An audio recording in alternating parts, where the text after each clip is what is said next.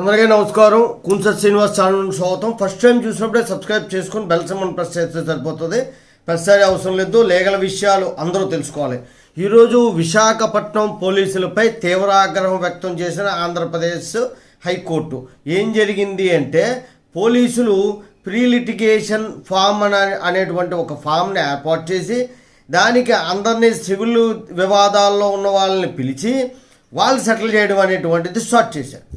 ఇది ఎక్కడుంది అధికారం అంటూ హైకోర్టు నేరుగా విశాఖ పోలీస్ కమిషనర్ని అడిగింది.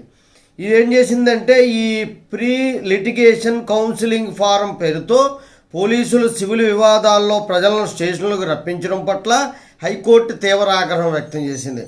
ఇది వాళ్ళకి ఎటువంటి అధికారం లేదు, సివిల్ కేసుల్లో ఇన్వాల్వ్ అయ్యే అధికారం లేదని చెప్పేసి క్లియర్గా చెప్పింది. అంతేకాకుండా సివిల్ వివాదాల్లో జోక్యం చేసుకోవడాన్ని సవాల్ చేస్తూ అతని పేరు వల్లెపు నాగరాజు హైకోర్టును ఆశ్రయించారు.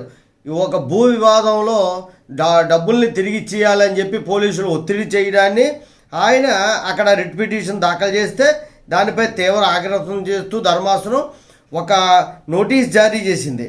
ఎలాగా అంటే, పూర్తి వివరాలతో ఎఫిడవిట్, మీకున్న ఆధారాలు ఏంటి, మీరెందుకు సివిల్ విషయాల్లో జోక్యం చేసుకుంటున్నారు, ఈ ప్రీ లిటిగేషన్ కౌన్సిలింగ్ ఫామ్ అని పెట్టే అధికారం మీకు ఎక్కడుంది, ఇవన్నీ విషయాలు తెలుపుతూ హైకోర్టులో ఈ నెల 21 సెప్టెంబరు 21 కల్లా పూర్తిగా ఎఫిడవిట్ దాఖలు చేయవలసి ఉంది. కౌంటర్ అంటారు కింద కోర్టులో, హైకోర్టు లెవెల్కి వెళ్తేప్పటికీ ఎఫిడవిట్ అంటారు, దాఖలు చేయాలి. అంటే సివిల్ కేసుల్లో ఆ జోక్యం చేసుకునే అధికారం పోలీసులకి లేదు.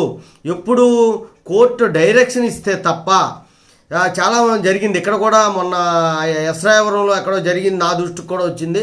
కోర్టులో పెండింగ్ ఉన్న విషయాల్లో సిఏ గారు జోక్యం చేసుకొని, మన ఏరియా ఎస్రాయవరం, నక్కపల్లి, ఈ అన్నిటికీ ఒక సిఏ ఉంటారు, ఆయన చేశారని చెప్పి నా దగ్గరికి కంప్లైంట్ వచ్చింది.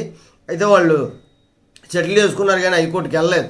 నేను సలహా ఇచ్చాను హైకోర్టుకి వెళ్ళి మీరు కంప్లైంట్ చేయని చెప్పేసి. జై హింద్, భారత మాతాకి జై.